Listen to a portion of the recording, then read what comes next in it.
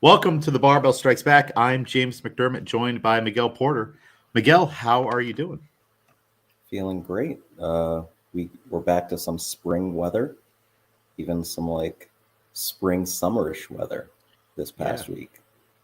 It's been really nice, Yeah. and it's been really nice and kind of dead at the gym as everyone's like, "Hey, I want to go outside and enjoy this weather." Yeah. I think that's normal. As soon as we had that weather on Friday, I was like, "No one's coming to class. Mm-hmm. No one's coming to do these L sits and ring dips and stuff like that." And I don't blame them. And plus, isn't that part of CrossFit? Like not always being tied to the gym and also going for a walk or a run or playing a game outside with friends or walking your dog. Like that's still all part of the program. Yeah. So I would say anyone who like did something different on Friday, you still got a day of training in, right? Yep, definitely. And if you maybe you didn't have time. If you went to work and then you just went home and whatnot, then understandable. But if you don't have an excuse and you didn't do nothing, I don't know. Is nothing part of the program too? You need nothing so. days. Yeah, especially with this type of weather, get your body accustomed to it. Really, just have like a lax day at home. Yeah. Maybe open the patio, open up a window. Yeah. Oh, it has been awesome being able to have all the windows open, like over here on my balcony, but also in my bedroom, and like let the air. It makes the whole place like feel different, and you don't realize, whoa, it's been kind of stuffy in here. Mm-hmm. I open up my windows periodically throughout the winter, whether it's cold or snow outside, anyways, just to get all the stale air out. Yeah. Yeah. Do you have an air purifier? No.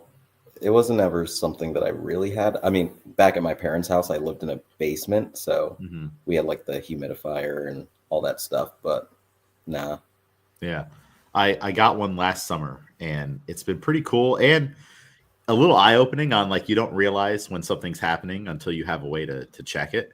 Right. I would cook dinner at night and then go to bed and have awful sleep. And then I bought an air purifier, and I'm just popping around different spots in the apartment just to see what it will do. I wasn't really like sold on it. I was like, well, let me get one, and if it's just like a weird thing or it doesn't really work, I'll just take it back. And I put it on in the bedroom before I go to bed, and all of a sudden the air quality in my room is not 100%, it's like 60%, and it's in like the ring on it's red. It goes red, yellow, and then blue when it's finally 100%. And I'm like, well, maybe that has something to do with me feeling terrible. The smokiness from cooking dinner, it for some reason in this apartment, it all wafts back that way towards my bedroom. So if I cook, even if I keep the door closed, it gets crappy in there. And if it's the winter, I don't have the window open. Yeah. That starts to build up, and I'm like, wow, I've had really like a run of terrible nights of sleep. It's because I'm sleeping in a smoky, not great room, and I'm breathing in crappy air. So that's been kind of eye-opening on that. And also it did help at some point last summer with all the pollen coming in here and whatnot, because I want to have the door open, but the trees are doing their thing. Yeah. So I just have it out here in the living room. I'm actually tempted on getting two of them, one for out here, one for in there. Yeah. You don't, when you live in like, I guess it's the same if you live in a house. I was cooking a steak, and I put the air fryer or purifier in the kitchen, and it goes from 100% Miguel to 0% air quality. Yeah, for sure. Like this is toxic in this kitchen right now, even with the fans and vents on. So now when I cook, I open everything up when I cook. Yeah. So yeah, crazy stuff. It all impacts your health. So I'm becoming a believer on that. Yeah. Anyways, got a little story to start us off here with. On have you ever heard of Cliff Young? I don't believe so.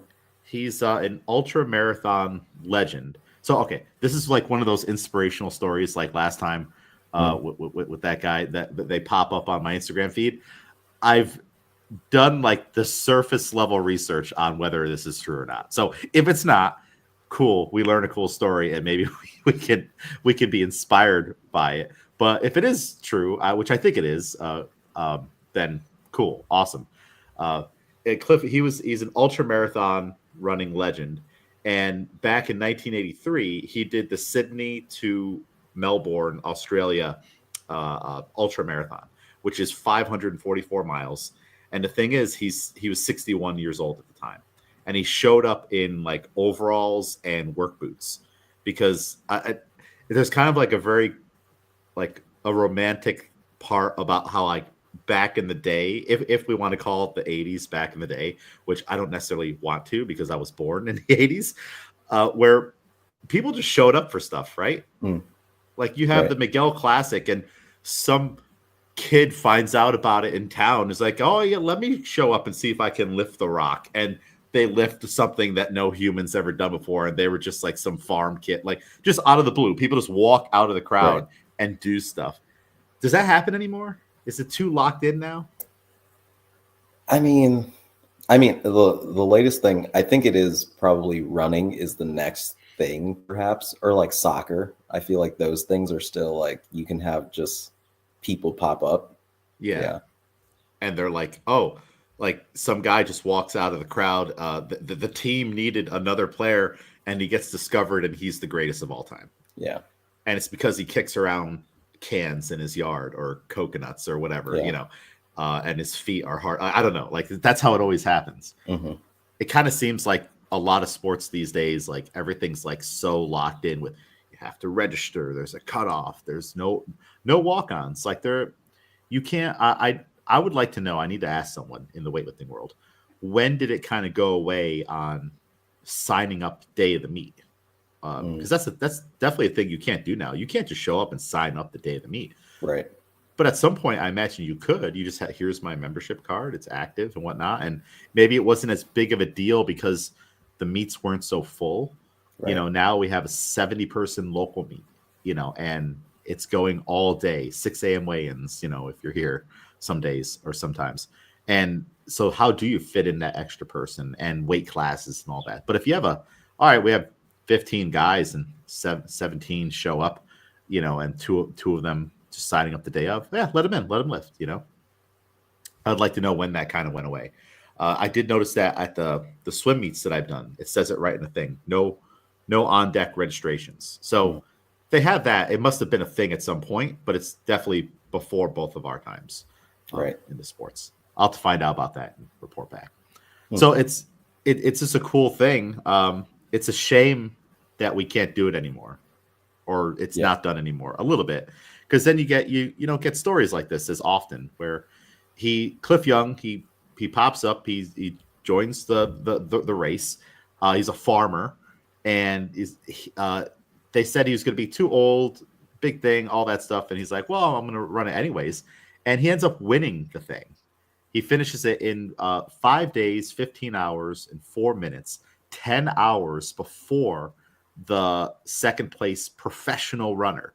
And the reason he did that is because he would run through the night when everyone else was sleeping. He would just run. So when they started the race, he just starts shuffling along, and it literally turns into like a tortoise and the hare type of situation where he would run through the night and not rest as long as they would. And even though he's doing what he called a shuffle, just a consistent pace, just moving forward, he beat all those people.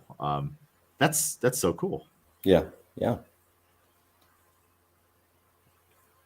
Like, did he stop like at all? He had to have, like he had to probably like stop here and there. But I think, if other people are, I guess we could assume if other people are taking a 30-minute break, let me eat some, a banana and tape my feet, whatever it is I need to do, and stretch, hydrate. He would maybe rest 10, just, I didn't read into it that far to know what the strategy was, but, and I would imagine too, maybe he had to have slept, but probably not through the night like some people. Yeah. Maybe some of the pros, their coach and stuff say, all right, we finish running at 9:30. We go to bed at 10. You get your rub down, all that stuff, hydration, ice packs, and then we're gonna get up at 5:45 and then be on the road by 6:30. Maybe he runs until midnight, goes to sleep, wakes up at 3, starts running. He's got a 3-hour lead on everybody already. And at some point doing that, he's going to catch up eventually. You know, it's across 5 days. So even though everyone blew past him at the start of the race, because he's just kind of doing this like little shuffle, like almost fast walking, I imagine is what it looked like. He's going to catch up eventually, just like in the story. The tortoise catches up because it's just continuous movement. So yeah, it's a pretty cool thing to think about, and you can draw inspiration from it on like, all right, what am I willing to do to run through the night, kind of, so to say. Right. You know, when it's we joke around with it in barbell club. No one else is lifting when we're lifting. No one's doing the things we're doing. Yeah. And maybe you're trying to get ahead in your job or something like that, and you're like, you know, I'm gonna stay up late and get this project done, or I'm gonna do things that other people aren't willing to do, essentially. Yeah. Yeah, it's motivating for sure. Have you done things like that where you're like, you know what, I know everyone else is sleeping, I'm gonna stay up an extra hour and get ahead, so to say? Yeah, I mean, it's all math, really. It's all equations of like, you know, the earliest things of, okay, this person gets this task done in 5 seconds while this person gets it done in 4 seconds. But like the transition time or yeah, have you seen The Pursuit of Happiness with Will Smith? Yeah, great movie. And he talks about on the phone lines how much faster it was for him to just press the receiver off and then redial instead of putting the phone all the way down, picking it back up and redialing. Yeah. And he figured out, okay, the time that I'm saving by just pressing the button and redialing, that's like, 3 seconds per call. But if I continuously do that, I'm making this many more calls than everybody else. And I mean, it's really just simple math. It's a lot harder in certain practices, but yeah. Yeah, and just having the will and determination to do it, you know? Maybe it's those other people, they put, all right, bad call, put down the receiver. And now these days, let me play on my phone for just let me just check social media for 5 seconds, and then you pick up the phone, put it down, check social media, and you're just bouncing back and forth. Meanwhile, this guy's like, no, I have a kid. I need to make money. I need to get ahead. I don't want to do this forever. I'm going to hold on to it. Click, boom, next call. Yeah, I guess you could definitely draw inspiration from those types of stories and develop tactics where you can do things to get ahead, or maybe you just evaluate like, hey, am I wasting a lot of my own time, you know, with all this stuff? Right. You know, I'll do that periodically where I'll pull in someplace that I'm driving if I'm doing errands, and almost every time, you know, like, all right, well, if someone texts you, you check that message. There was a beep on the phone, you check it, and now you haven't gotten out of the car for 5 minutes, and now that all adds up throughout the day. And then you're like, how is it 6 o'clock already? Like I had all these places to stop and I was doing things, but really you just have to park and get out of the car and start walking. I'm in that trap all the time. Yeah. With this this phone, it's a blessing and a curse at the same time. Definitely. Technology. The favorite part that I read about this Cliff Young story is he didn't even know that there was a prize.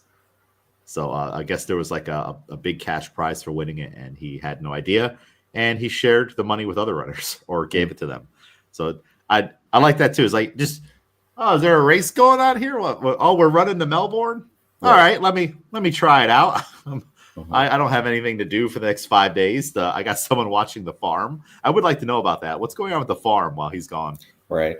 For 5 days. He's got other people working there, and then just did it. No gear, you know. I don't know if he changed at all, but like overalls and boots. And this is the 80s. They didn't have Nike runners, right?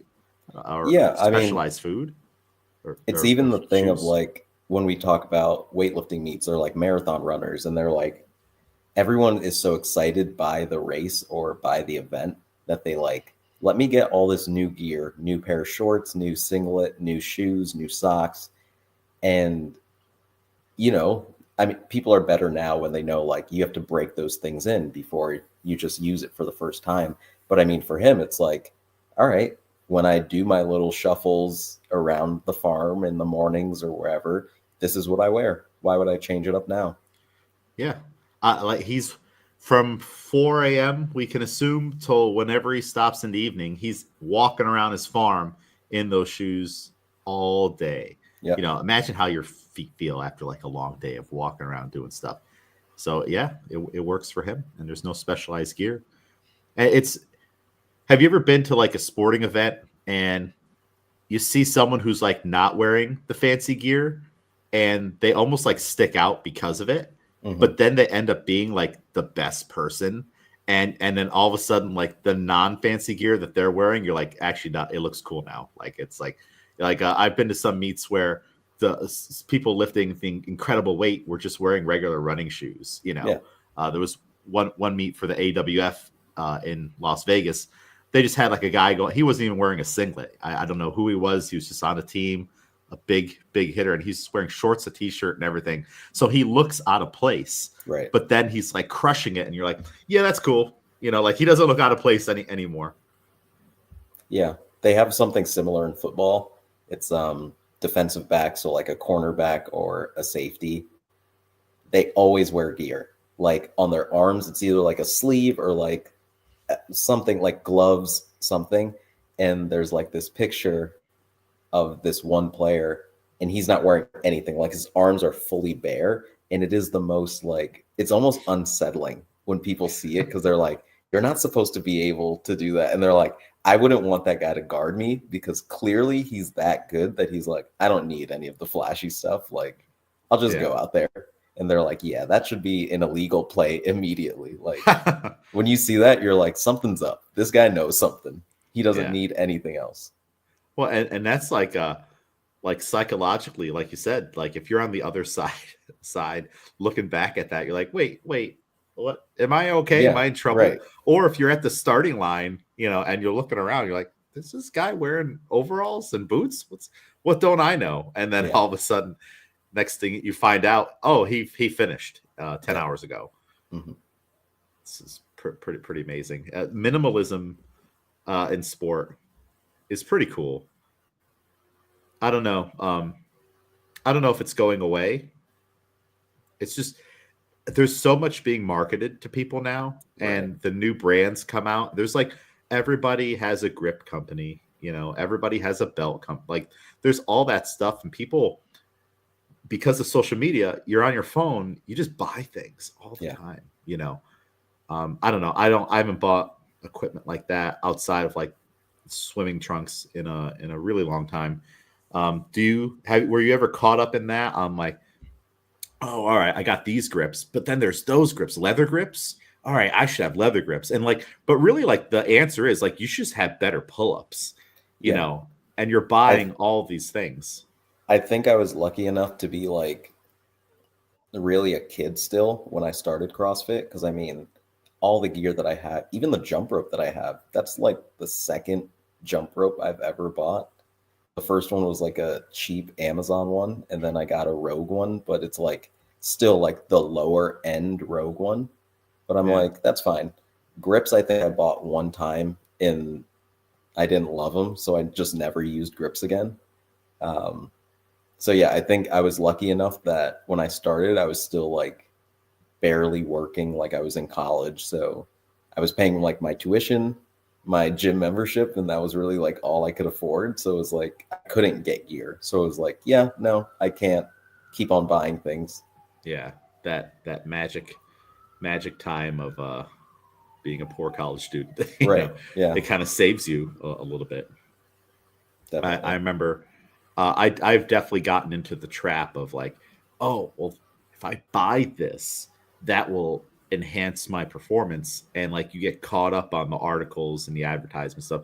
It was the most worst I've ever done it. And then, you know, as I got into strength sports, it was like not an issue because I'd already made this mistake in tennis. And it's like buying tennis rackets. And it's like, all right, I have 7 tennis rackets now because first you're like, all right, the Prince and Roger Federer has Prince racket, whatnot. And like, you're watching him play. And like, that doesn't mean you're going to use it the same way. Which actually, I think Roger Federer had Wilson. So it must have been someone else who had the Prince. Maybe it was Andy Roddick. But I had like 3 Prince rackets. And then Nadal had the Babolat, and it just looks cool. So, all right, I want that one. Then you have them all strung differently. Like I had the skills to have them strung differently for different scenarios. Like I was going to be able to make a difference. Right. Like I have this one with looser strings and a certain type of string, so I can get more topspin, even though my serve is absolute garbage, And the only thing I have going for me is just I can run down the balls, and I'm willing to just have long things. That was the best part about my game, was just the endurance aspect of it. After a while, just keeping the ball in play, but none of the shots were good. Mm-hmm. But yeah, I'm buying all this stuff like it matters. Yeah. And then you kind of you almost you get to the top of that, and then you regress a little bit. I'm like, oh, well, that pro tennis player that I follow, he uses a rubber band for a damper instead of the one that came with the rackets. And now we all have rubber bands on our rackets, and it doesn't make any difference, but you think it does. So yeah, I've been through that before with that sport, and I have no desire to waste that kind of money ever again. Yeah, no. I've never used grips for pull-ups.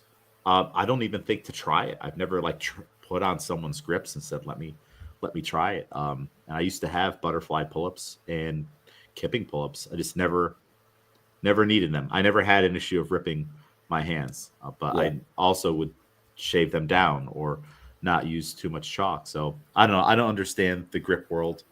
I would just feel too encumbered having grips on my hands, wrist wraps, then you're wearing a shirt, then a belt, and then knee sleeves, and then the shoe. I feel like I have too much stuff on. Yeah, definitely. Agreed. And you don't use, have you tried grips? I had one. They were like a felt pair almost. They weren't sticky. Mm-hmm. But the hands, I didn't like how the loops around the fingers.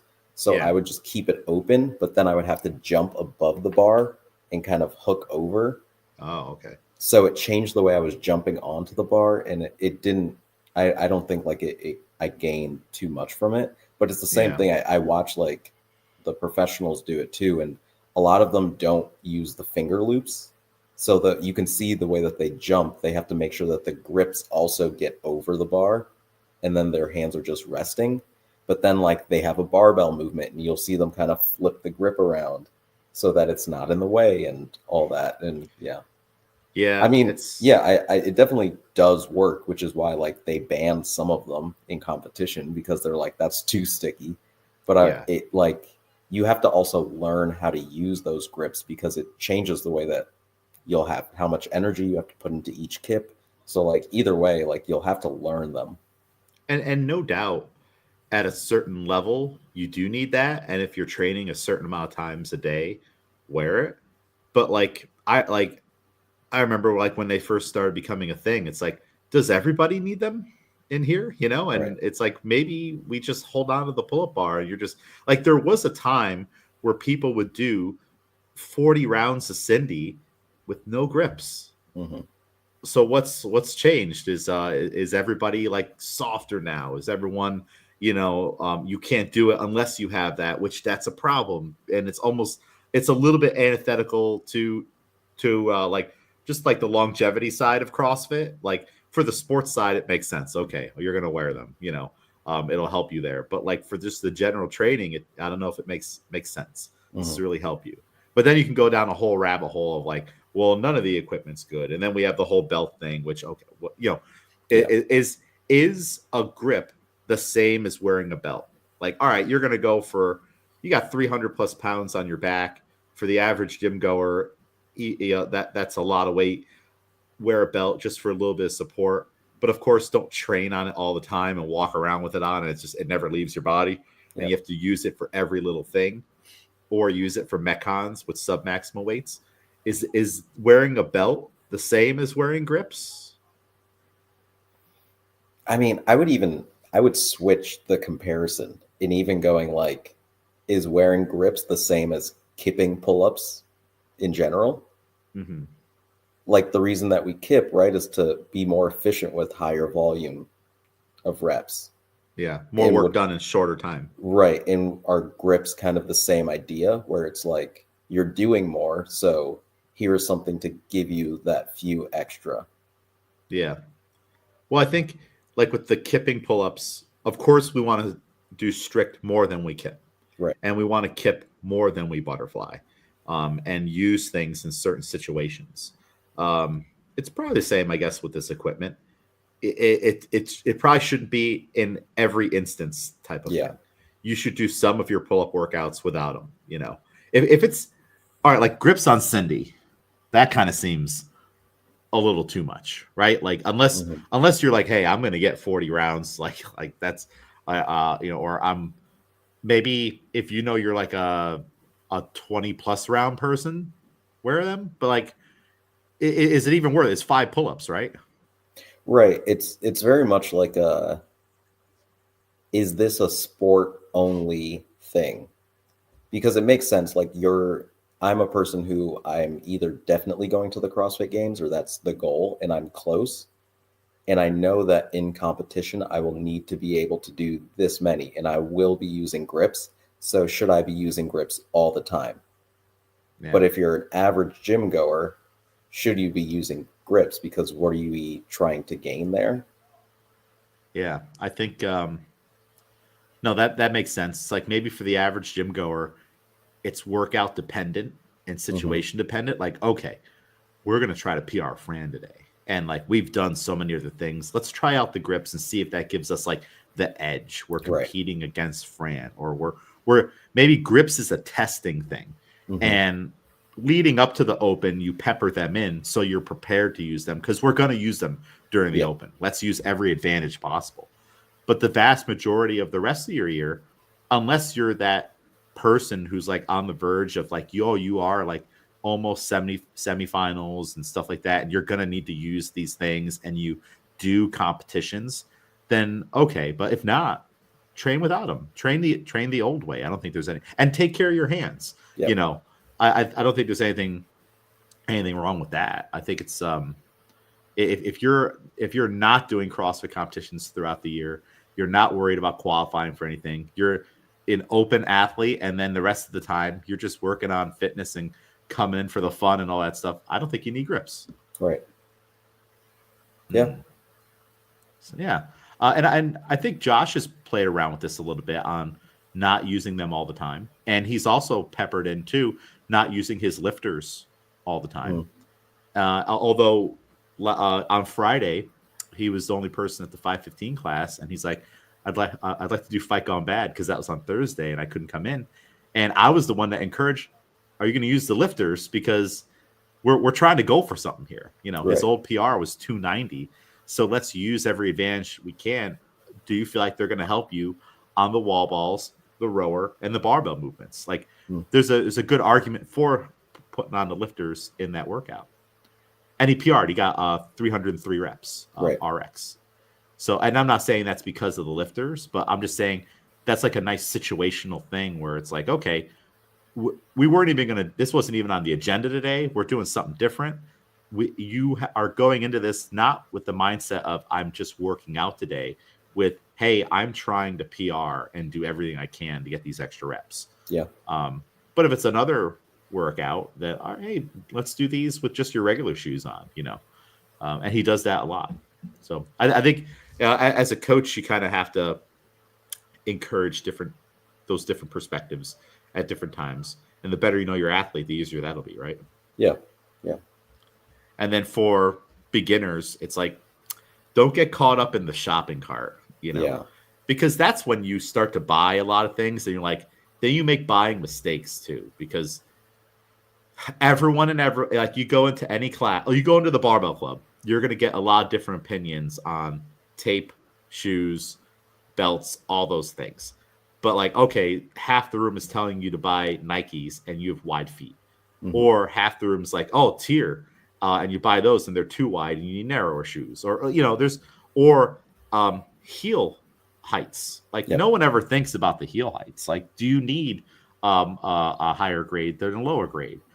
Like you can get all this like you have to figure out what you truly need, and it's hard because everybody gets really passionate and wants to share their opinion on, oh, you should get these, you should get that, there's a discount code here, and they almost become like salesmen of the thing. Yeah, have you noticed that phenomena? It's like, why is everyone selling? Like everyone all of a sudden, someone said, I need to buy a new car. And all of you are used car salesmen now. All of you are experts on weightlifting shoes when you've only ever owned one pair of one brand. Interesting, right? Yeah.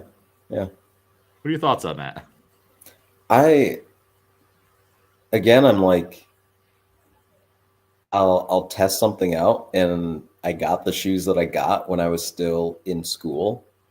And yeah, I've just stuck to them. They're a cheaper brand and they work for me. Yeah. So I'm in no rush to kind of move. There is a weightlifting shoe that I want, but it's really not even available in our country. Which so one? It's like I'll never see them. Are they ASICs?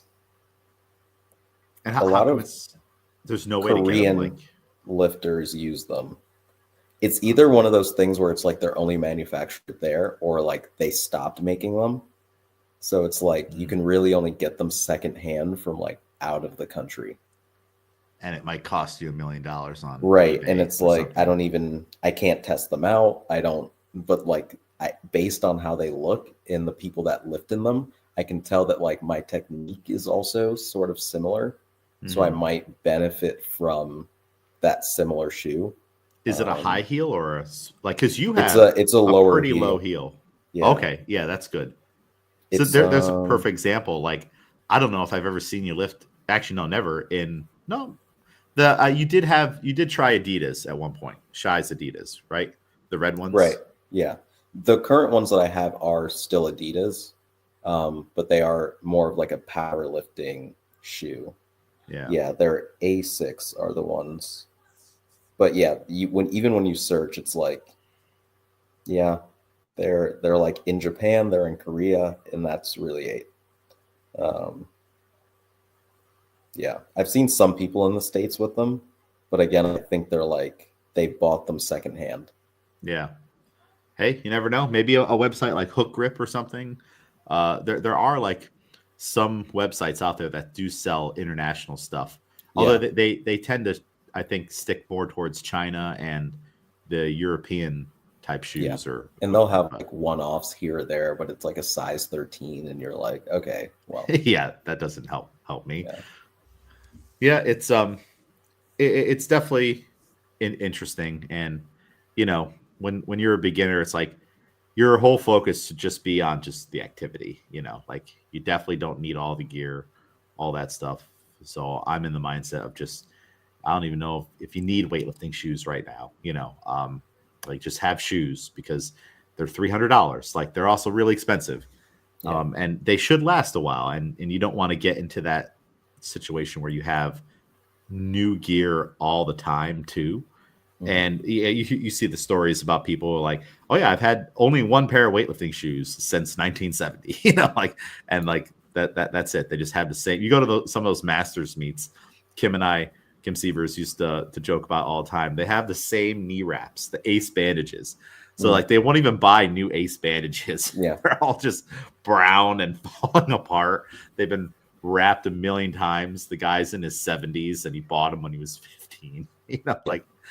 Or they're lifting in cowboy boots. Like we used to see some crazy things. I'm like, these are the shoes I always lift in. They just look like regular work shoes because there was a time when no one had, the Nikes and stuff like that. And then why would you switch? And I'm noticing that for myself too. Like the older I get and as like new stuff comes around, I'm like, someone else can try that one out. Like, yeah, agreed. I have my Harbinger belt. I don't need the new Hydro interlocking whatever belt. Like there was one, or the shoes. It was like where you just twist it and it ties it. Like I was right there at shoelaces. No, I want shoelaces. I don't want the spinny thing. Because what if that thing breaks? Am I going to get a new one? Like a shoelace will never let me down. If it snaps, I'll put a new one on. But that little wire thing, I'm like, I don't know if I trust that, Mm-hmm. So, and the shoes cost $300. So this is a big trust here. Yeah. They get twisted the wrong way putting it into my bag once. Mm-hmm. And that situation always happens when you need them the most. Like Yep. that doesn't happen on training weeks out from a meet. That happens the night before when you absentmindedly put it in your bag and it rubbed against your belt, and then you find out the next day. That's when it always happens. Yeah. It's magic like that. It's magical. Kind of like continuing on this mindset talk on like,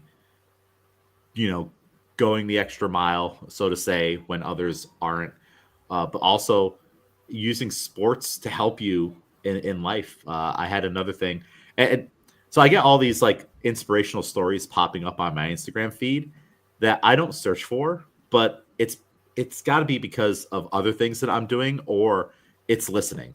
Like right now, it's listening right now, and it's going to send me more stuff. You and I were talking last week about that movie Sinners, Ryan Coogler's new movie about vampires and blues and music and everything. And it sent me a thing on Ryan where he was a collegiate football player, and how he used the work ethic from being an athlete into his being a director, and he's one of the top rising new directors right now. But like I thought that was pretty cool on like he's using the things that he learned from sport to like there's so much to manage probably on a movie, right? Like manage where are all the production teams, the actors, coaching the actors through like, hey, Michael B. Jordan, I need you to emote this way, and talking to him and just using all that stuff that he gained from sport in something that's completely unrelated, Yeah. And I think he talked about how he maybe had a chance to go the next or keep going in football, but he got accepted to film school, so he stopped football and went there. Is that the story? I believe so. Yeah. But I had no idea that he was like an athlete like that, and I saw the pictures of him like catching balls and training and stuff. But when you think of like most like people in like the film world, you think, okay, well they're probably just like that's all they did, right? So it's cool to see like an athlete perspective on movies, and also him talking about the work ethic and how let's be up all night shooting this thing. Like he's fine with it. Like if it's got to be done, it's got to be done. Right. Have you have you heard anything about like his experiences with this? I haven't listened to that yet. No. Mm-hmm. Yeah, I can't remember where the interview was. It's and it was just in Instagram slides, like little clips of whoever interviewed him.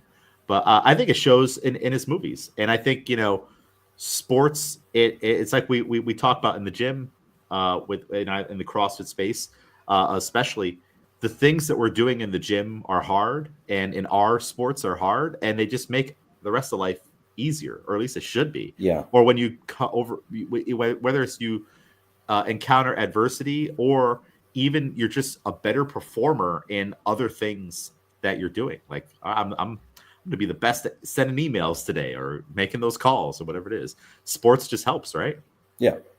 And I think we've talked about this before with regards to coaching as well. And you can tell when someone has done a sport before with the way that they either like respond to coaching or even how they do certain reps. And even in Barbell Club, I hear the voices of my past coaches all the time. Mm-hmm. Like if we're doing something and we're like running, I will 100% run through the line every single time, because that would, like in football, we used to have to do sprints over if not every single person ran through the line. Like if you pulled up at the end and kind of jogged it out for the last 5 yards, like everyone has to go again. Same thing in track. Like the races are so fast, you can't get to the end in a couple steps before the finish line. Like stop, like you run through the line. And on the indoor tracks, you'll see like sometimes they have a ramp up and then like cushioning, because people sprint all the way through. So like in my head, I'm like, yeah, that's just how you always do it. when we used to do abs on the track team, our coach would like count down, and I always think of not one. He always says not one at 1 second, because that's when people give up, where they're getting their countdown and they're like, all right, we're done. You don't give up at 1. You give up when the whistle blows, or when that time frame, when I say 0, and then stop. Yeah. That's why I periodically give people shit when they stop on the Tabatas at 17 seconds, 19 seconds. I'm like, yes, that was a full 20. I was saying that, I think, on Friday, because people were stopping and you hear their feet hit the floor. And it's like, come on, it's 20 seconds. Come on now. But yeah, I always get flashbacks to those moments, because it's like, you have the coaches of my past, like I can hear their voices yelling at everyone in those moments. And it's the same thing with like work, or I've had jobs where, I've had managers go like, oh, like, I'm surprised that you would do that. Like, I asked you to do this and like you just did it immediately. And I was like, I didn't know I had a choice. Like, coaches would just tell you things and you would be like, oh, that's what we're doing. Yeah. So you can always bring that to something else where you're like, that's just how we work. We just go all day. And people appreciate it. Like, oh, I didn't think you were going to get back to me so fast. It's like, why wouldn't I? You're like, so, did I have an option to not get back to you that fast? Like, all I know is just like, oh, do. Yeah. Like, I'll get things all the time, like in emailing for like the weightlifting organization, all that stuff. And it's like I would also like to just have this done today and not have this be a long drawn out thing. So let's just take care of it now. It's funny how when you do something like that, or I do something like that or whatnot, because we're just used to like just getting it done now, and also as fast as possible and as efficiently as possible. When people are surprised by it, they're surprised and often appreciative. Oh, awesome. Because their life also just got easier now. Instead of sending you an email and then maybe a follow-up email and then coming to see you in person. And it's like, oh, you got it done. I didn't even know you read the email yet. It's done already? Wow, cool. Awesome. Yeah. Thank you. It just makes everything easier. Life is just easier when you kind of operate like that. Yeah, for sure. So it's funny. You say going through the line, that's often like not a complaint, but like I notice it all the time in like CrossFit competitions. Mm-hmm. When like when they slow down, and then like you'll see them look across to see another guy, and then they start running. It's like, you should have been running that way the moment you put down the bar. I don't know why. I thought every second used to count. It used to. There's a video on it called "Every Second Counts," and then Cal Strength made their own version, "Every Kilo Counts." Mm-hmm. Have you ever seen that one?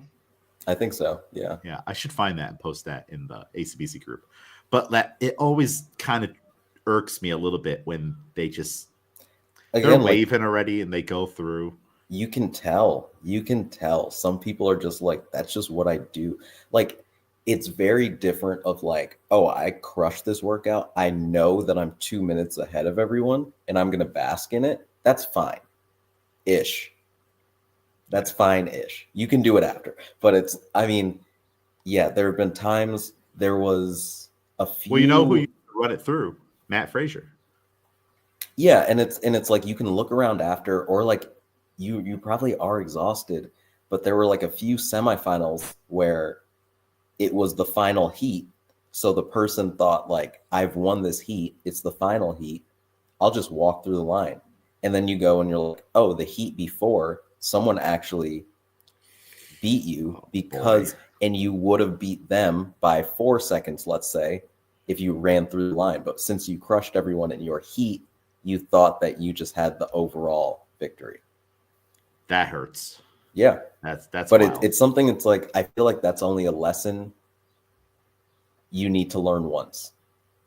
I would hope.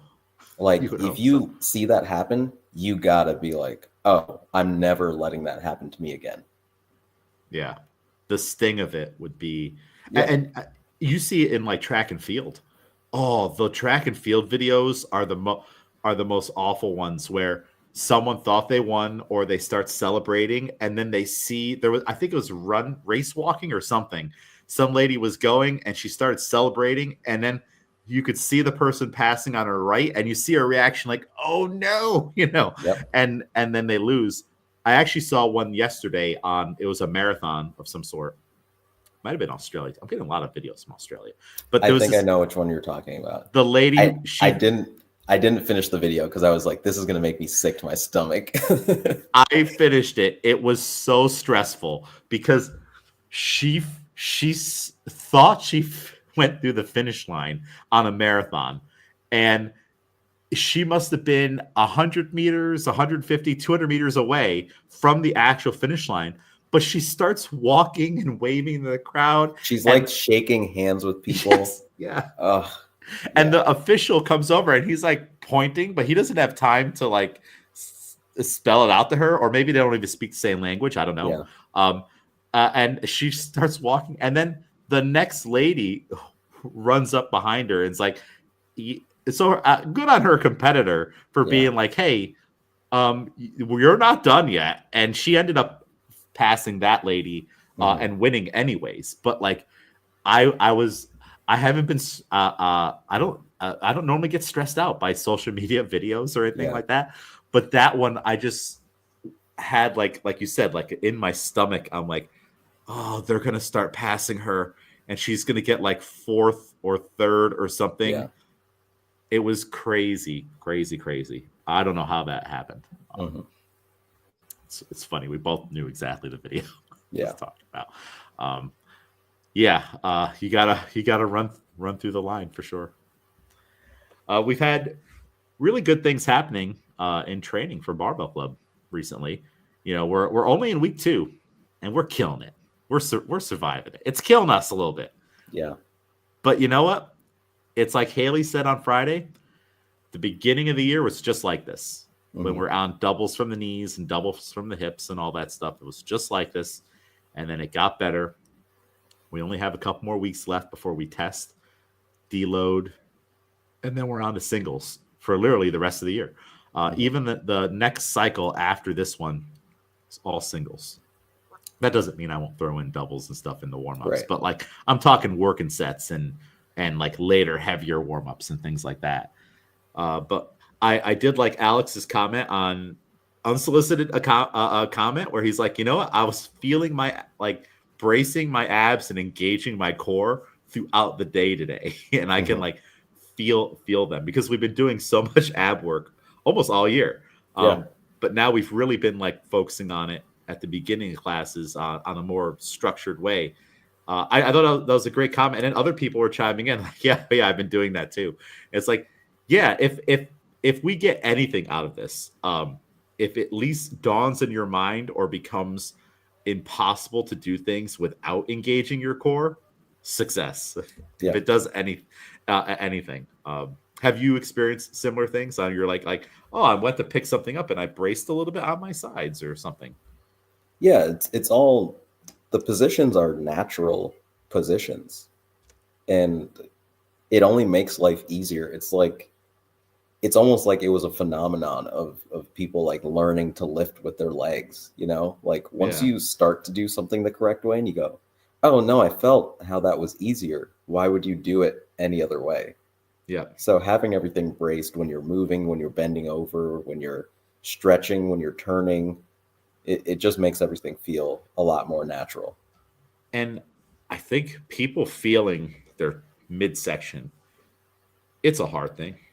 I mean, people, especially if you look at like the makeup of our group, everybody has desk jobs essentially, right? You guys are all on the computer. I don't think no one in the club has a manual job where you're standing and moving around all day, except for Frank. Jennifer.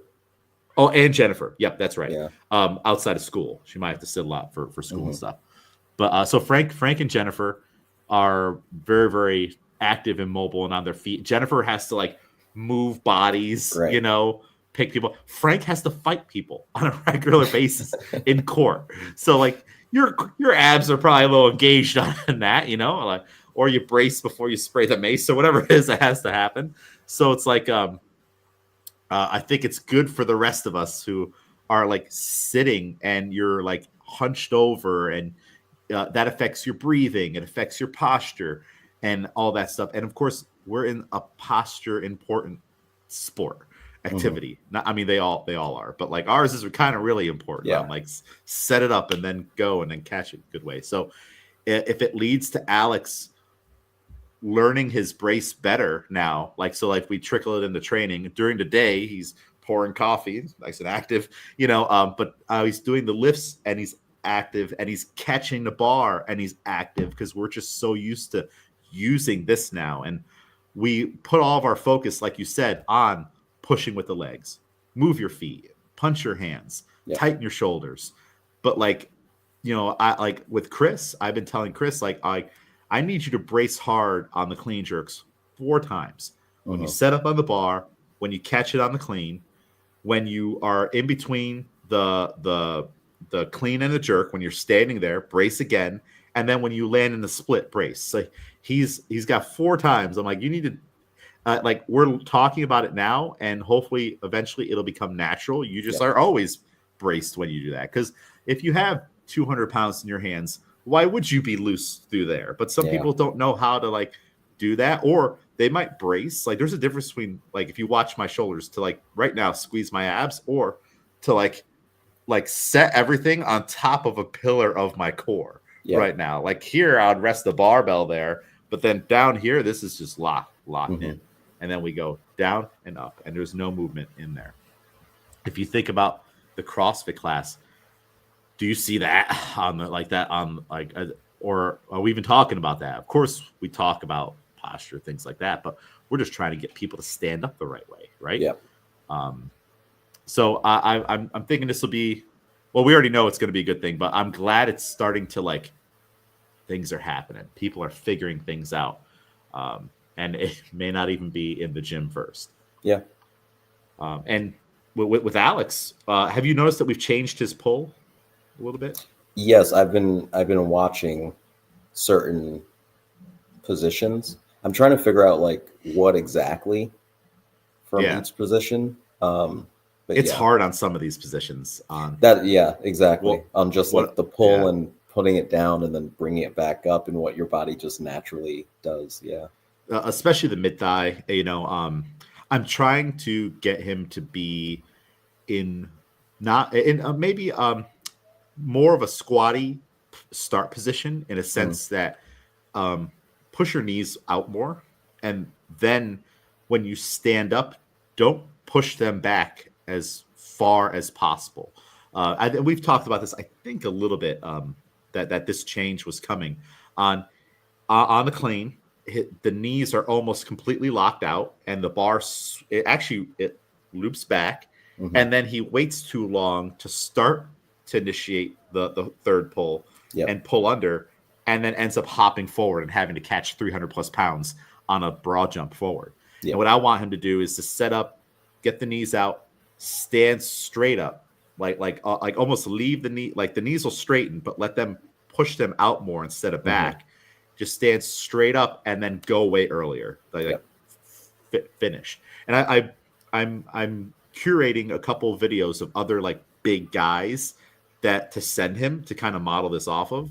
But it's been working, and he, even though he's tired, I think on Friday he said that there was one lift where those snatches where you're like, wait, did I do it? Did I even? Yeah.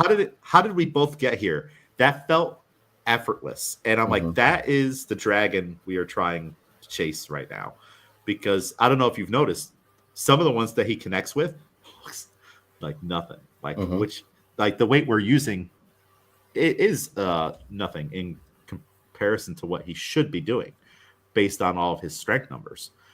But I think this will give him the best chance to get there. Do you notice the difference on when you see him hit it versus not? Because he still has a lot of lifts where all of a sudden, you waited way too long on the pull for that one. Yeah, definitely. Yeah. See the hop forward. You can, a lot of us are like that too, where from an outside perspective, even within everyone has their different technique, you can tell when a person crushes their technique, and you're like, that was a good one. I know that you like that one for sure. Yeah. So I think if we, again, I think it will really take, we're going to develop it this cycle for sure. And it's nice that we have the hang positions, because then we can kind of play around with, like, all right, practice just on the lowering down, staying a little more vertical, putting your knees out for the mid thigh instead of just bending straight over, or the low hang, when you're down there, just focus on pushing the knees out of the way to get the barbell down there and up. Yeah. Once we start going from the floor 3 days a week in the cycle leading up to states, I think that'll just refine it even more for him. So yeah, we'll have to continually do updates on this, and I think maybe once we start posting more videos as Alex goes up, we'll be able to like look back at like, oh, look at your clean and jerk from states 2024, and now look at it now and look at how much differently we pull. Yeah, because he's got big legs. We just haven't figured out how to use them yet. Mm-hmm.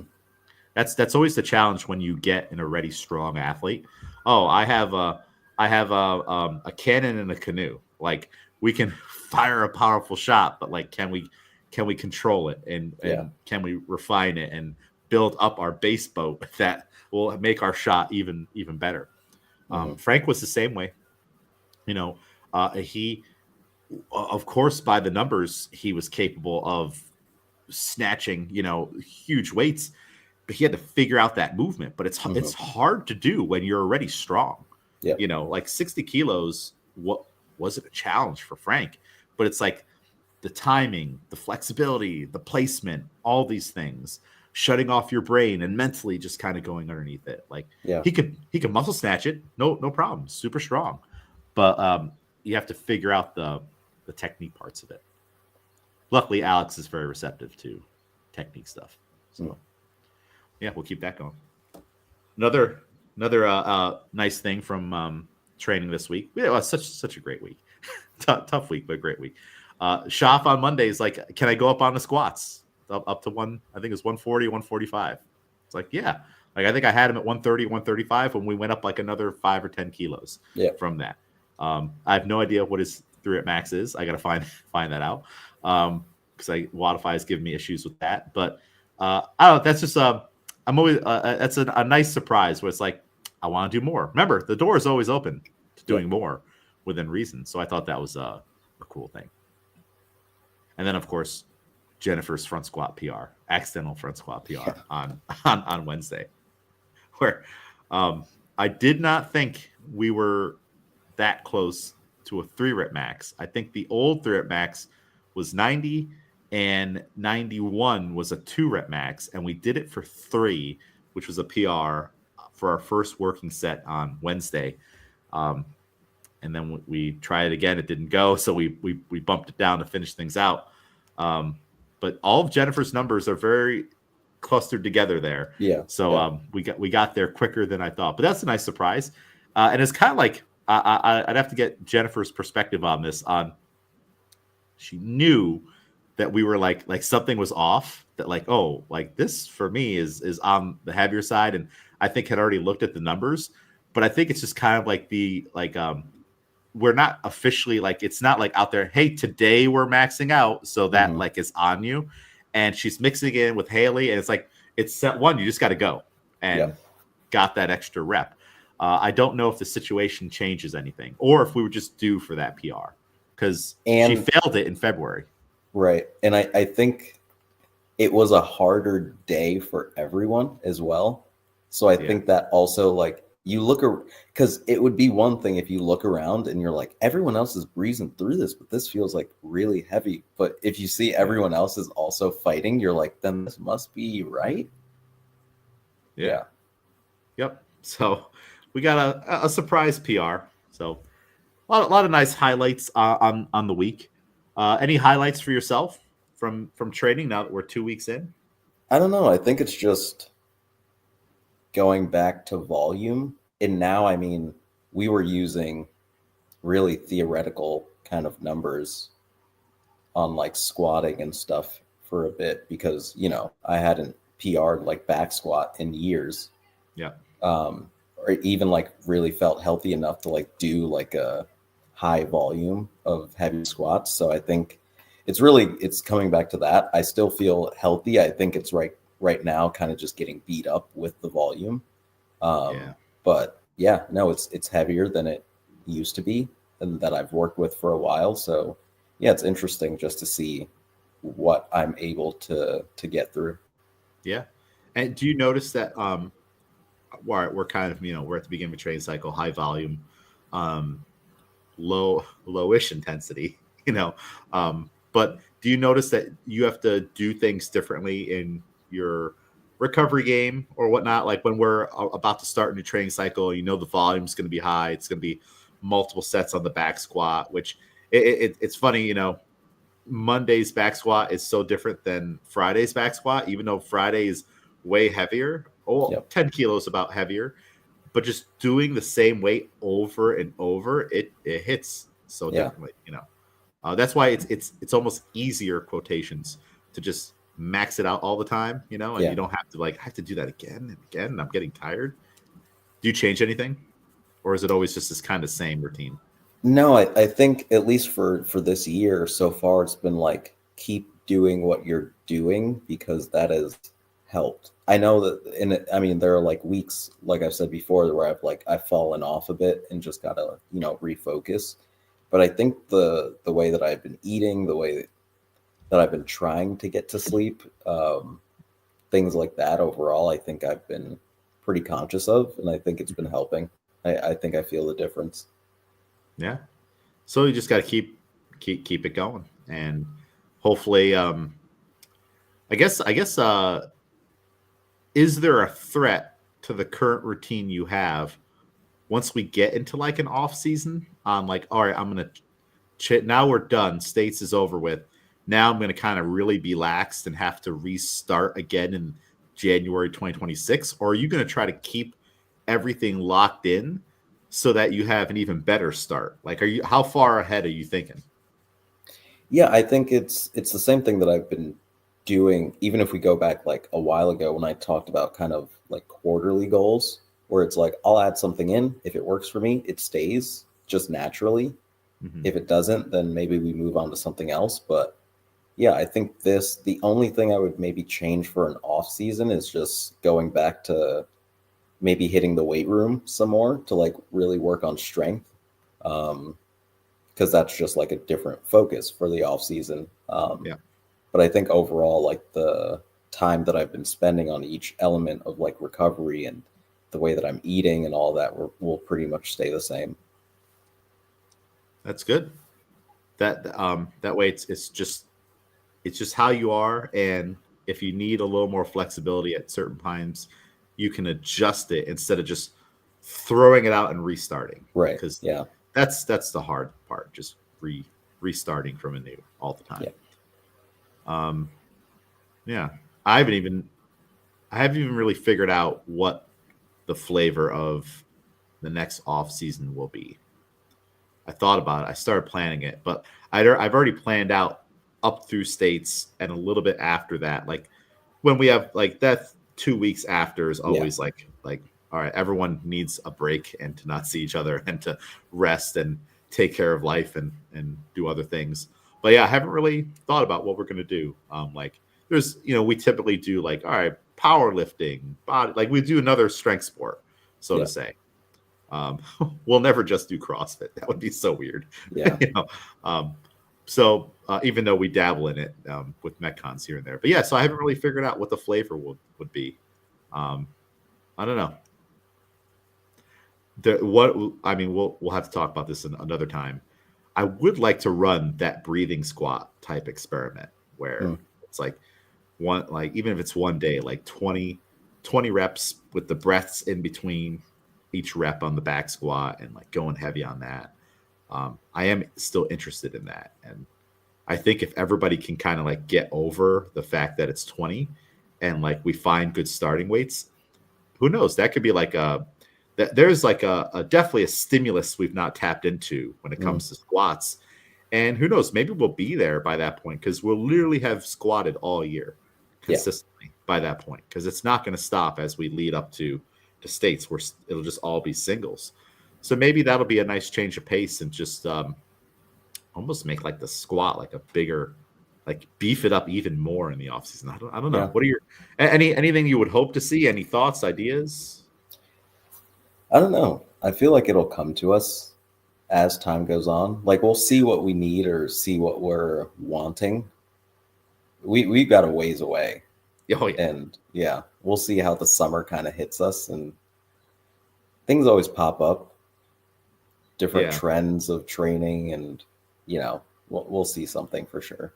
Yeah, like we did like the whole 5x5, which is really like 10x5 with start really light, tons of volume 2 years ago. And then last year we did the powerlifting thing a little differently. We've done like the West Side style cycling through exercises. Last year, the Good Morning was kind of like a big character that popped up, which I don't know, that might be a dream to like, I don't know. I don't know where the Good Morning kind of like fits in that capacity in our program, or if it even needs to, like there's definitely a lot of benefit from it.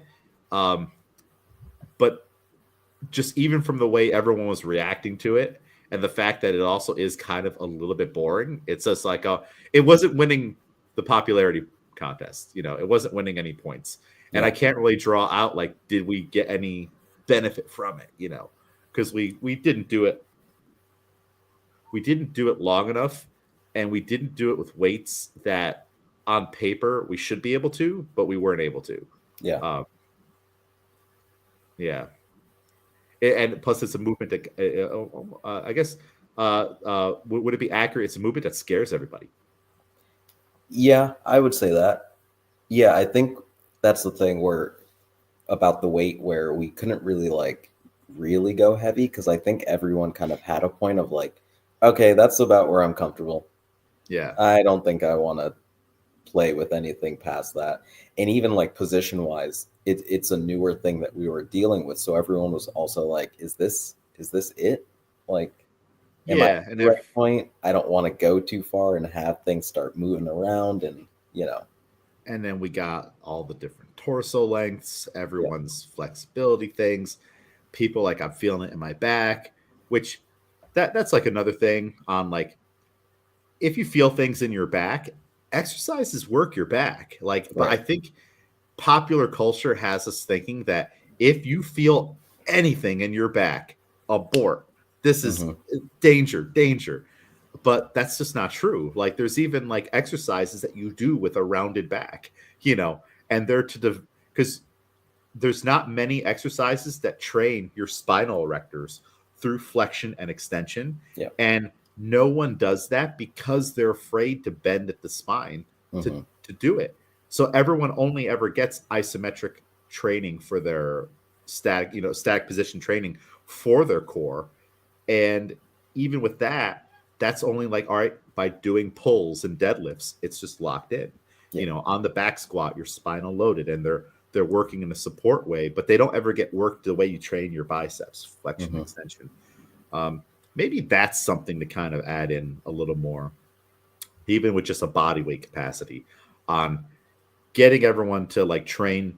Maybe we need back training, like a cycle where we're focusing on back and squats and just get huge developed backs, because you ever see some of those weightlifters where like the Chinese weightlifters, and like it's like his back is, he can go step on stage and pose with that back. Like I do feel like that is maybe a missing element. As a club, we just don't have a spot for it to do very many rows and stuff. And on day 4, we're doing pull-ups because there's all kinds of shoulder benefits to doing that. But maybe you're onto something here, Miguel. Maybe we need some serious back training in the off season, and breathing squats, and like that's it. We're just gonna get jacked. I don't think that's a bad idea. I don't know. What do you think? No, I've got no problem with that. And then all of a sudden, people like they got big legs and look at their back. It's like, we're just swole over here. We're doing pull-ups with our thumbs on top of the bar, going all back. We in the back room have a pair of pull-up apparatus that they're just these two metal balls. Yeah. Should bring those out and people can use them. That'll be a whole nother towel pull-ups. Let's get a bunch of towels. And hey, you don't have do towel ring rows. Just everything ring row. There's all kinds of stuff we could do. I think that'd be a nice. Also, you could train your back pretty often. I think if we're squatting, go in a serious back program and keep the core element in it. That's some good time spent in the off season for sure. And then some pressing. I do wonder if like we got to have like more of like a pressing element at some point in the year. I don't know if it needs to be year round, but maybe the off season is a good like serious pressing development time. I don't know, just some thoughts. We're thinking out loud now here for the future, but yeah, I think that'd be fun. Things going on. We were talking a little bit on things are a little bit slow in the world of weightlifting now that Europeans is done, right? Yeah. Nothing new popping up. I looked around. I did see the IWF Instagram page is posting a lot of like historical articles, which is pretty cool. I didn't realize they were doing that. Like they're posting like there would be a black and white photo with this lifter and they tell you about their career or things like that. So they're posting a lot more content on the history of the sport. And I do think that's pretty cool. I'll be popping in more to read some of those articles. Like I remember I read the Norb Shkamansky article, but I thought that was just because of the whole Hall of Fame induction. But then I saw they just put one out on Tara Knott and a bunch of other European lifters. So that's a cool thing. If you want to at least brush up on your history of the sport, maybe head on over there. Yeah. Have you noticed anything in the weightlifting world going on? I mean, Team USA had their training camp, a lot of like younger faces. I've been following a lot of Japanese weightlifters, a lot of their like junior lifters. I posted one in the group actually. He's like a push jerk, squat jerker. Tamari, I believe is his name. So there's one Tamari and then another kid, I want to say he's like 18, Rakue, in Japan. They're very young. They're like hitting all their national records. And they're having their like all Japan championship, like national championship right now. So a lot of their national records are being broken.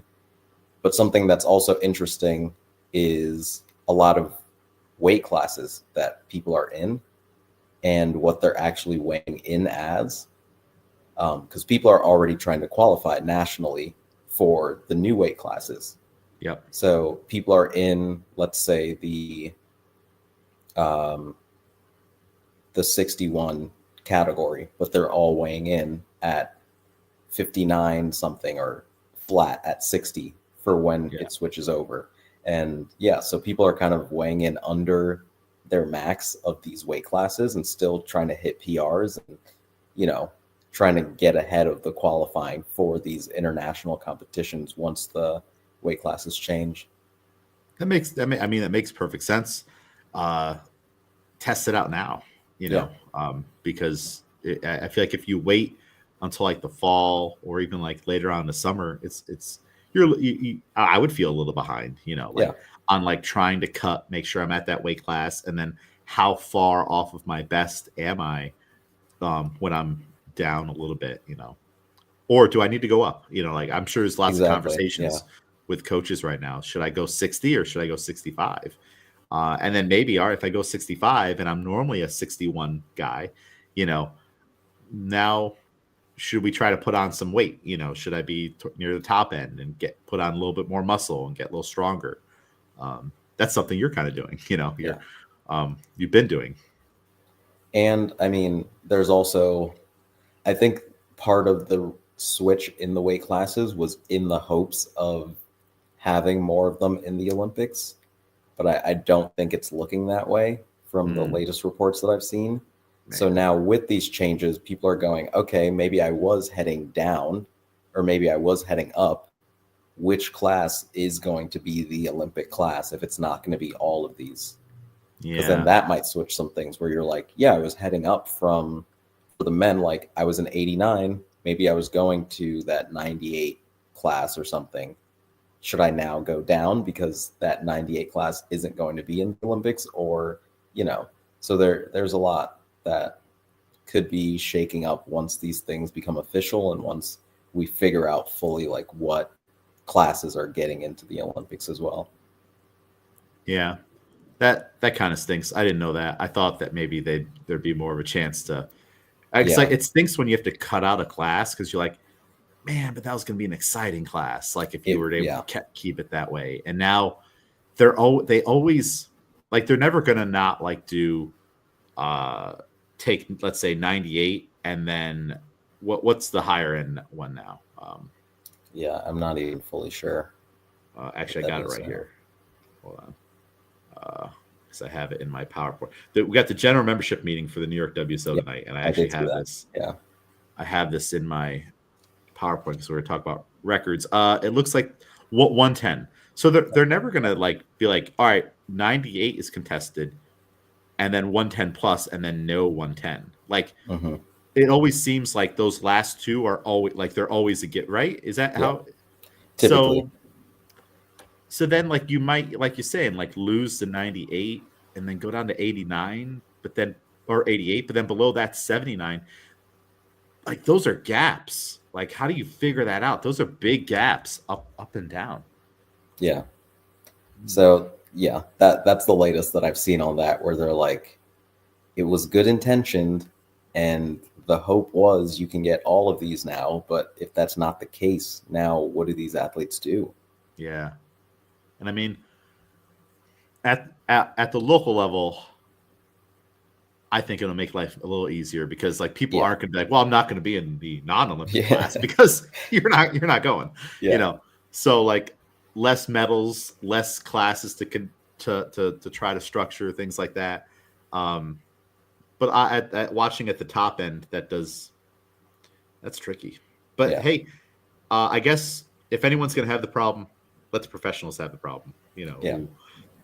They're working with their sports team in their country, their government, all those things. Like, hey, figure it out. All right, if you're getting paid and it's your job, all right, go down 10 kilos and hopefully you have the resources that you're going to maintain, which I think they'll be okay. But for us as if watching in, it's like, oh shucks. Well, now that guy's kind of out because you could actually like make it so that like some stars, like he's just out. Like he's not going to go up to 110 or down to 88, or you're just kind of like in no man's land. Whereas before having 10 classes, there was a little more way to go up and down. Huh? Interesting. How about in CrossFit? Anything new going? Like after the Open, I have no idea. Like I know that the Syndicate Crown, which I guess is a semifinal, right? If that's coming up, I think. And I only know this because our potential T-shirt partner for the games when they come to town is doing the shirts and maybe the design for the shirt for that event. So he was telling me about it, and he's like, oh yeah, we have our design for, and I'm like, I'm finding out what that is now for you. It's not telling me that. But there's a lot of competitions going on, I guess, and I'm assuming they're all CrossFit Games related. Yeah, it's a little bit odd because of the spacing of it. Like there are already 4 individual women, 4 individual males who are qualified for the games. And because it's so spaced out, it seems like, oh, does anyone care yet? Yeah. Like, are they going with a smaller field this year? And there's already 4 spots taken? I think it's probably 40 and 40 still. But the sport's weird right now. I think. Well, I feel like I keep like seeing on my feed this competition, and I have no idea if it's just a competition or if it's feeding into the games, and why I should care about this one-off competition because it's only April. But like I feel like there's been a lot of them in a short amount of time after the Open, because we also, I know there was some talk about the age groups. I think they already did their thing potentially to go to the games, or they didn't? They did. I'm not sure if that one was quarterfinals. That might have been quarterfinals. Oh, they But have yeah, the quarters. potentially. Again, Okay. everything is so weird. And they did the like crowdsource judging. I'm not What's sure if you that? heard about that. So Crowdsource. they did videos, and you had to, for the age groups only, you had to post the video online, make it public. I think you could sign up to be like a judge, Mm-hmm. and you would just go through the list, and I can't remember what the comments were, but depending on like what you commented, that would flag the like head judges to be like, maybe I'll review this video. Oh, this one looks like it's fine. But of Okay, course, I got an email because I have the advanced judges right. certificate. So I got the email. I'm like, hey, videos are available if you can log on and watch some of them and rate them or whatever. I didn't do it. I just didn't have time to Yeah. do it. I'm like, I don't want to watch online videos of people doing these workouts, you know? Um, so yeah, I did see that they were doing that. I think it was for the Masters, if I Yeah. had to guess. Yeah, I it don't was it know. was age groups, so any like Okay. teens and masters as well. But the controversy was certain videos were getting posted and already getting like good reviews, where it's like you couldn't have even watched the video. Um, Oh, a lot of mayhem athletes, it looked like they got the least penalties, because they have the bigger like source, so yeah. they could all kind of team up and be like, we already reviewed this video, it's good. So their videos were getting a lot less scrutiny from like the bigger judging. And Yeah. then a bunch of other people, their videos were getting more views and maybe more reps taken away, where mayhem got the least amount of penalties. And it's not necessarily like, oh, they just did their reps the cleanest and the best. It was like you just have the bigger base of support. So, people don't feel the need to, the way that it was done. Because again, the crowdsourcing of it, there can be the biases in that. And then there's always the like, okay, the middle tier people, their videos, if you got a middle tier score, nobody's really looking at your videos anyway. So And you they're just probably sneak flying by. under the radar. And yeah. So yeah. I guess, maybe the only way to do it, like eventually, is like, hey, you have to submit your video with this software that we're giving you from this angle only for this particular workout, and AI looks through it. It's like, nope, not like it just judges every squat you do from this angle, and nope, all right, Miguel, you did 40 out of 50 that were to depth, and it adjusts your score. Like, is that a reality? Will we eventually maybe get that way? Because I there's hope not. technology like for tennis, they have the shot of the Hawkeye, if it's still called, or whatever it's called now. Right. But like I think we've talked about this with other sports, how it's been slowing down the game. And it's like with these videos, right? They were saying, don't slow down the video, don't pause the video. Yeah. They want to make it as close to a in-person kind of judging as possible. But And if see, all that's right. the case, I would say stop doing video. If a person says, all right, in the open, this is my score, cool, send them through. Mhm. Now we're going in person, because all these video, even you do these algorithmic things, and it's different. Like it's not the same as in person. And if you're going to do that the entire time, that's fine, because that's standard. But if you're going Yeah. to do AI video, all this stuff early on, and then go in person, then it's not the same. Well, with the like the stopping of the video, that would be cool if there was a mechanism that would tell the higher up judges that Miguel watched 5 videos to judge, and we can tell that he slowed it down and he paused. Like in playing the video, it shows 5 instances of pausing every time around the 30-second mark Right. when a thruster was being locked out. And that way, that could maybe be a way of like policing. All right, well, I'm gonna negatively judge the box next door because I want my athletes to go, or whatever it is, or I don't like that guy, so I'm going to do that. That would maybe be a I don't know if that's possible, but these things collect data in so many different ways. So if there was a way to figure that out, because I'm sure even though they asked everyone to, people are doing that. They got to be 100% pausing it. With the other part, what did you just say with the going through? At what point though? I mean, cheater's going to cheat, right? And then, but I guess so you have to find a way for them to demonstrate capacity. And then if you go in person, maybe when you go in person, it's like James McDermott shouldn't be here. And it's apparent on like WOD 1. That's like, there's no like, no, this isn't just a bad event for you, dude. You're out. Like kick them out if they don't have it, right? No, I think we've discussed this before where it's like, you'll have maybe a couple people, but like that embarrassment level is going to be enough to deter that. I think that's the real deterrent. Yeah. Because so many people can just get by with certain things.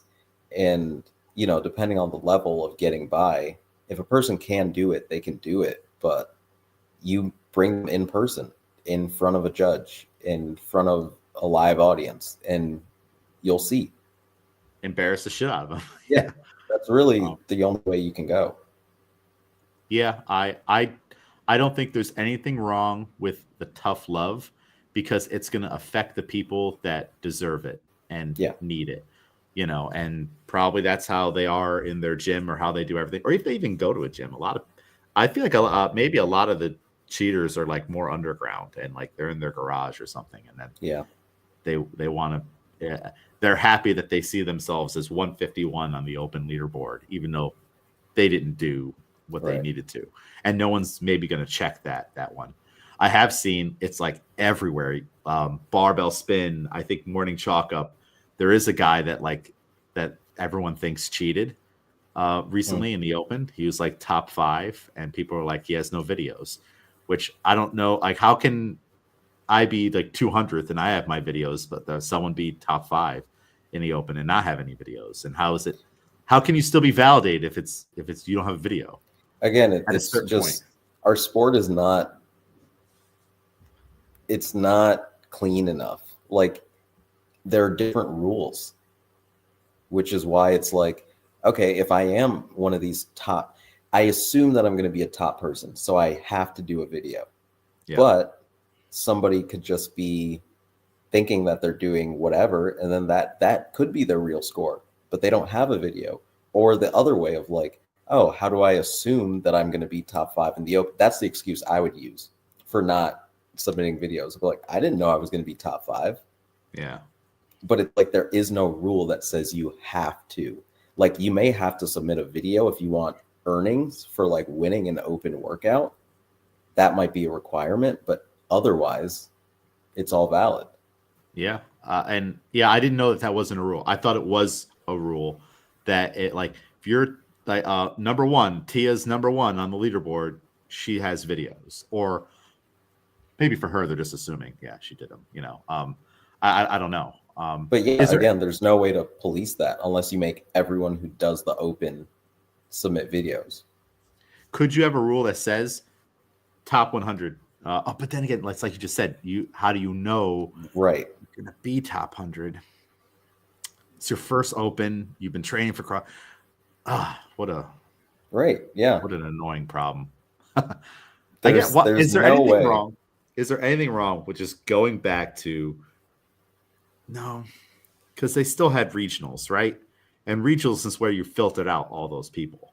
I was gonna say, is there any way to go open in games? And we don't need quarterfinal, we don't need semifinal. It did feel like there wasn't a reason to have quarterfinal and then semifinal. The whole thing with that is like it started to, especially when they opened up how many people can like get into quarterfinals. It's like, why are you making you're making people games athletes who don't need to be games athletes? They just need to do the open. And now all of a sudden people are putting that in their Instagram bio, quarterfinals 3 times. It's like, what are we doing here? Like, I guess that's like a beefing up of the sport too much kind of a deal. Yeah, there are many things that you could, find within that to have it be an issue. But yeah, it really just looks like they're just trying stuff. Like this Yeah, year, it's always different. there's something for everything where you're like, that's an odd choice, but whatever. Uh, we'll Is it see. is it too harsh to like, I guess to deter the people who are gonna, I guess, play leaderboard games, we'll call it that.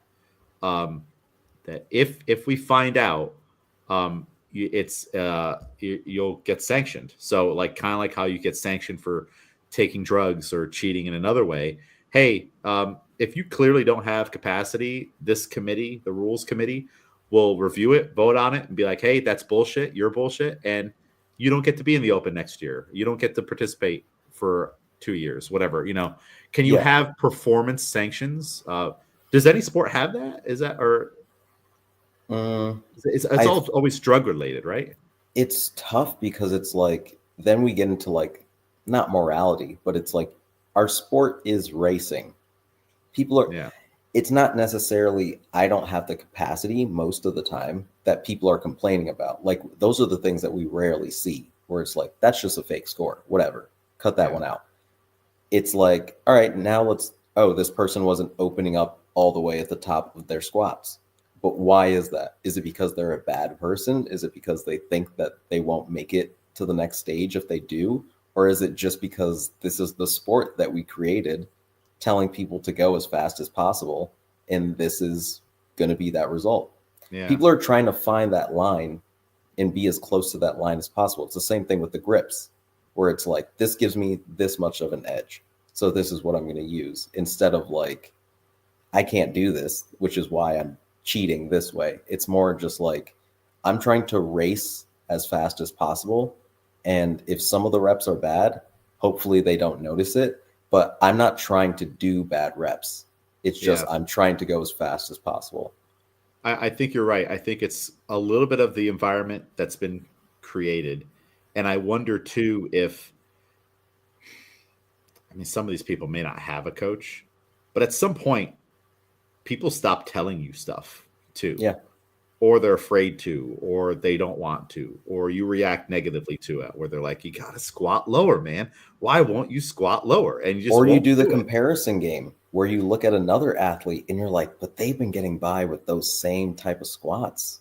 Yeah, And I can see that there's, as a coach, right, where you go, I can see that their cycle rate is they're getting 1.3 for every one that you do. And eventually that's going to catch up and they're not getting penalties.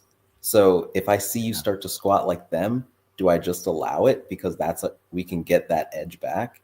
Like it's such racing is hard. Or your coach might be actually coaching you to do that. Like Yeah. you're both playing the game, because people, it's like we've talked about with sports, people get way into it, like to like negative and toxic degrees. And we see it in weightlifting too. Like there are definitely coaches in weightlifting that tell their athletes like, yeah, wear that bigger belt. Like it's on them to measure it. Right. Or let's see how close to the elbow we can get with this rock tape. Or they teach their I was watching a video yesterday on just like where you can tell the reason you're doing your jerk that way is because your coach probably taught you, like, because like it's like a junior or like a Yeah. younger lifter. It's like they taught you how to do that, how to like skirt the line on Hmm. something. So it's definitely probably something coming from some coaches too. And I know I saw a video not too long ago about there was like a well-known CrossFit coach in frame of an open video or something, not like these are clearly not reps, Mm. and everyone's going to see this video, but they're not saying anything. And I guess that's one of the dangers too, is that if you're coaching it, you all of a sudden become blind to it too, right? Yeah. And you don't realize, like, you may not realize, like, yeah, oh, we are filming this, like, and I'm in the frame. Yeah. It's like Glassman said way back, it's like, don't let yourself get used to their shitty movement. You're with someone all the time, and that's just Miguel's squat. This is how he squats. But then another coach comes around and they fix Miguel's squat, and Miguel's like, "Well, James never told me how to do that." And then now Yeah. here we are in the whole thing. you can't get used to it, but you get used to it because you're around people all the time. So now imagine you're around people all the time and you are teaching them how to do that or to skirt the line. And now you kind of got an issue when you get to an impartial party or community that they don't know you guys plan this, and then you go. And you're doing, like you said, you're doing everything you can to just get to the next level. And what's right and what's wrong. I remember, I think I've mentioned this before on the podcast, but I don't think in a conversation with you, correct me if I'm wrong, during the Open, maybe 2012, 2013, I had an athlete yell at me because I was no repping them. And there was this whole thing, it was chest bar pull-ups. It was this whole thing where they did know they were not to standard, but their thing was, I should be letting things slide because don't you want our team to get to regionals? And like, because I'm no repping you, I'm going to cost the team. I'm the reason why we didn't get to regionals, not because you can't do chest bar pull-ups. I've been in those situations before. And of course they end up redoing the workout with a more favorable judge. Right. So, but it's like, I don't know. It says integrity on our wall over there. And like, all right, I don't want to go to regionals. Like, not that I'm going to regionals. I don't want to go to regionals that way. There are people out there like that. I don't know. What do you think about that? Yeah. I mean, again, it's if you ever watched the teams on the stream, like during regionals, you see the variation in skill level and you see people get exposed. Yeah. Especially like a handstand push-up thing. And you're like, wait, you guys made it all the way here. Like maybe there weren't handstand push-ups in the Open, but it's like, you guys made it all the way here and this person can't do 2 strict handstand push-ups. And like, I can. James right, McDermott and you're can? like, and you're like, what? And you guys you're now, this workout is done. Like, you're going to spend the rest of this 15 minutes to get this last person they have to get 20 strict handstand push-ups. And they've been on rep 2 for 5 minutes. Like you see it, and people, who knows if that was like we just pushed our way through in the Open and now we're getting exposed, or it's just like a lack of skill. But yeah, those things are always going to come up. And it's like, they're still going to win out because it's like going back to like my example, like, don't you want our gym to have people at regionals and then have the opportunity to go to the games? And then when it's all said and done, no one's going to come back and look back at this right here. But the thing is, like, I've just, like, I'll know. Yeah. I know I helped us cheat. You want me to carry that burden for our entire community and whatnot? And then eventually if it comes out and someone's like, here's a video, James McDermott, no repping this. And look, they went there and whatnot. But it's like, if no one finds out, then I guess, all right, that's, you get to put in your bio that you went to the games, and then you get all the accolades and stuff that go with that. You can call yourself a games athlete. You can get a sponsorship or something, and then I'll do it right next time, type of deal. But it's like, it's kind of like when you see like those scenes in like a TV show where like the bad guys compromise like the good accountant and whatnot, and it's like, well, yeah, they're gonna kill you if you don't fudge these numbers and whatnot. But now you're still going to jail. Like that. It's like that kind of a thing. So I guess as a community, we're just all on, like, we have a collective morality, I guess. And I think the whole of people don't want to see these things because it's also boring. Like, imagine you paid to go to the games and then you're watching a heat where it's like everyone's stuck on the handstand. Well, how are these people here? Like, these tickets are expensive. It's like $300 a ticket. Like, so I can see the fans being furious about this because, like, they're the ones paying to go watch. Yeah. And they want to watch the best. So I guess people got to be called out more.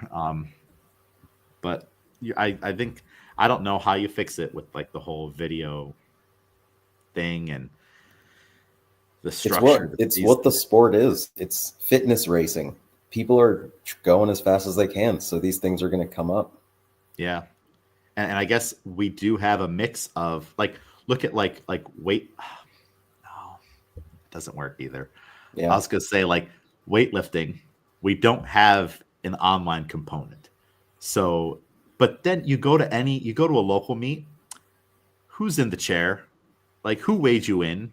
Did they have credentials? If you draw it all the way back and they didn't, you shouldn't be at nationals. Right. Because you didn't have qualified people. But you know there's people qualifying in a barn somewhere with 3 people watching, and no one's going to go through. Because they don't even ask, who were your referees? Mm-hmm. Like, there's no form you fill out that says, yeah, I had on session 1, Miguel Porter, Schaff, Haley. Like, these people were my refs, and you can check. They were valid. Like, there's none of that. So, and you hear the stories. There's people going all the time that, like, because again, they're just like, do you not want them to go or not? I'm trying to build this athlete up. Like, there's all kinds of excuses. So I guess my last question to you on this is that a valid excuse? Is that person right? Like the person that's like, who cares? They'll be a better athlete because of it. It's for our team, all that stuff. If they win there, that's when it counts. They got the judges there. Or don't no rep me because don't you want the gym to go to to regionals? Like my stance on it, but am I wrong? Am I looking at should I not? Should there not be morality in this and integrity? It's a rare case of how many people are doing this to feed their families? How many people are doing this? If that was the case, right? And let's find the most extreme example, right? Where it's now in that situation, now we're in hey, I stole a loaf of bread to feed my family, And an athlete is capable, but let's say they did get a tweak right before the meet, and this was their last chance to qualify and hit those numbers. Those were their opening numbers. They were expected to hit it. Do we just sign the sheet and say that those numbers were hit? And then we know that by the time that meet comes around, that they'll be within the mix of the podium because we know that they're that good. But they didn't compete earlier because we were trying to save it. But then they got the tweak and then all this stuff. And it's even you find those so many ways. Yeah, you could find whatever. And it's if the end result is okay, then is it okay? It's the question. Don't ever put me in that situation. I'll tell you that, because I will leave. Which situation? Of will you sign this paper? I will not be on any paper trail ever. Oh yes, yeah. It won't be me.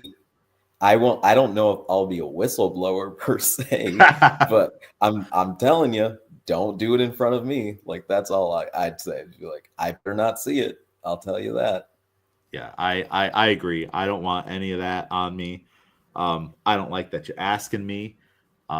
It's almost disrespectful that you're asking. Right. I would be like, what makes you think that I am the person to ask about that? Yeah. Yeah. And it's and I'll tell the story. I won't name names. We don't need to name names.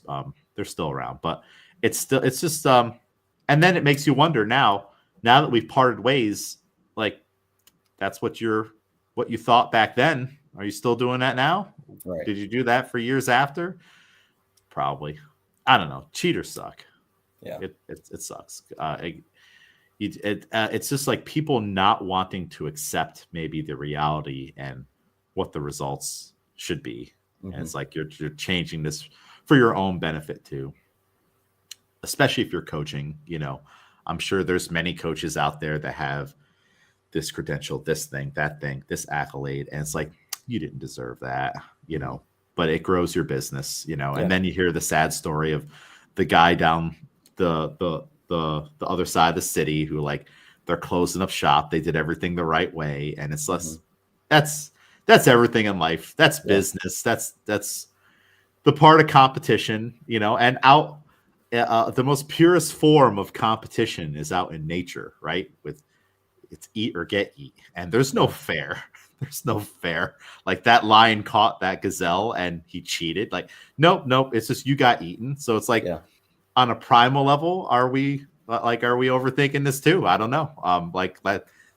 That is competition. We're doing it where everybody gets to live, but maybe it should be. It's kind of it's funny we say this, but Also, if they were like, take out the press out rule, fine. I'm good with that. Get it overhead any way possible. Or, the goat got popped for steroids or whatever else he was on, horse tranquilizers, the whole thing. He's still my goat, for weightlifting. So I don't know. Yeah. I don't know. I'm glad I don't have to be in charge of making the decision. Right. Outside of what I individually do as a person. I'm sitting in the chair. I'm going to make the call that I think the call is, and I'm going to do my best job.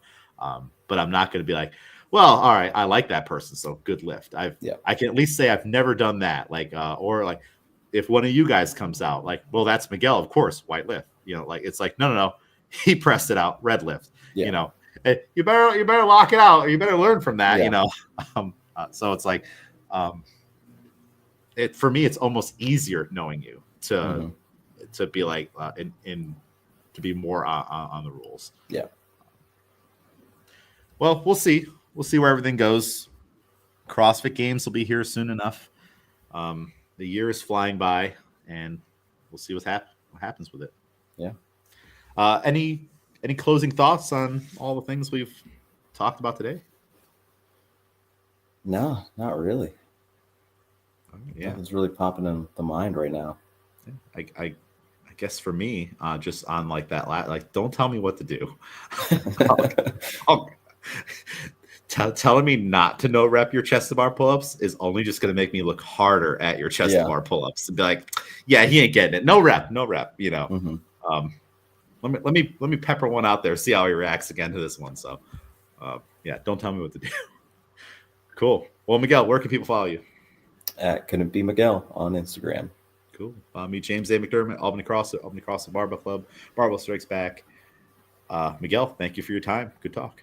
Thank you. Thank you, everybody, for listening. Thank you, Shah, for listening.